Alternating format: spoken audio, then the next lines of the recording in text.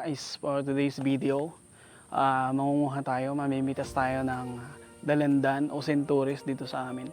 At gagawin natin itong dalandan juice o centuries juice. So, maganda ito for sa ating health. So, papakita ko din sa inyo kung paano gagawin siyang juice. At ano mga benepisyo nito dito sa ating katawan. At yun, ipapakita natin kung paano i-prepare. So, let's go!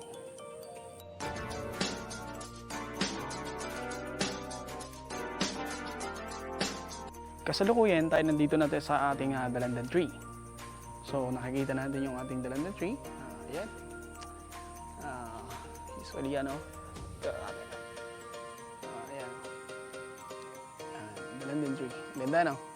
Hitik na hitik yung bunga ng ating dalandan tree. So, papasok tayo dito sa loob niya kasi nandito.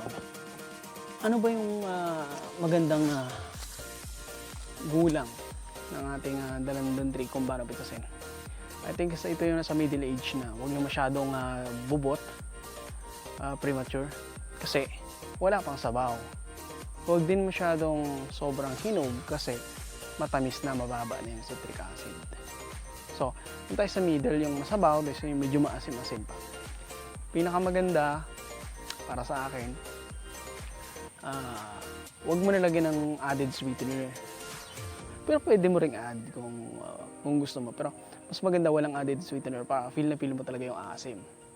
At magandang itong maintenance kapag ikaw ay may mga high blood pressure, mayroon kang kidney disease, yung mga UTI, maganda ito. So, kung nakikita ninyo, ayun. No? So, ito, mga ganito. Pansinin mo kung medyo malambot na, medyo mapintog na yung inyong so, ayun, may napitas na tayo. Kita niyo ba siya? Yan. Ito, pinaka-the-best ito para maging juice. Pitas tayo dito. Ayun. Let's go. Alam mong advantage dito, fresh na fresh yung ating mga dalandan. Fresh na fresh yung ating dalandan juice. Kita niyo pa. Green na green na green.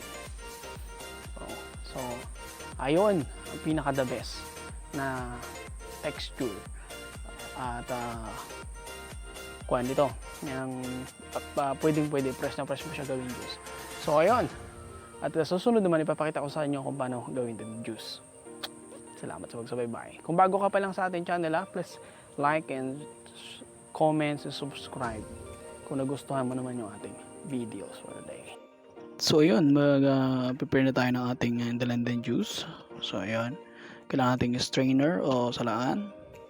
Siyempre may kutsilyo, pichel. Ayun, so gayatin lang natin, tapos bigayin natin, ganun na kasimple. So, ayan. Maganda kasi may salaan, hindi mo na kailangang sandukin pa ng kutsara yung buto. So, hindi na agad nasasala na agad yung buto. So, ganun na kasimple yung ating pag-prepare ng ating dalandan juice. So, ang number nito ay pwedeng sa 1 litro, pwedeng 10 dalandan o pwedeng 8. Tapos, pag inom nito, buong araw mo siyang iinumin. Parang maintenance mo siya throughout the day para hindi ka maging dehydrated at hindi mahirapan yung kidney sa pag-process at mapahil niya pa kung ano yung mga diseases mo sa cholesterol level mo. Pwedeng-pwede yan. Magandang-maganda yan. Natural yan. Kaya wala kang dapat ipangamba. So, that's one of the best fruit juices na magagawa natin sa ating backyard kung mayroon kayong sariling dalandan fruit o dalandan tree. So ayun, here we go. Ito na, ready na for drinking itong ating dalandan juice, centuries juice. Pwede nyo rin itong gawin kahit sa kalamansi, sa lemon. Pero for today, syempre, ang topic natin dalandan juice. So dalandan yung ating kinuha. So ayun, mga 1 litro ito ng tubig. Ayun, binigay tayo dahil uminom tayo ng juice. At I hope nagustuhan mo yung ating video. Please like ka naman and subscribe and comment to channel. Salamat po, Mr. Green. Signing off.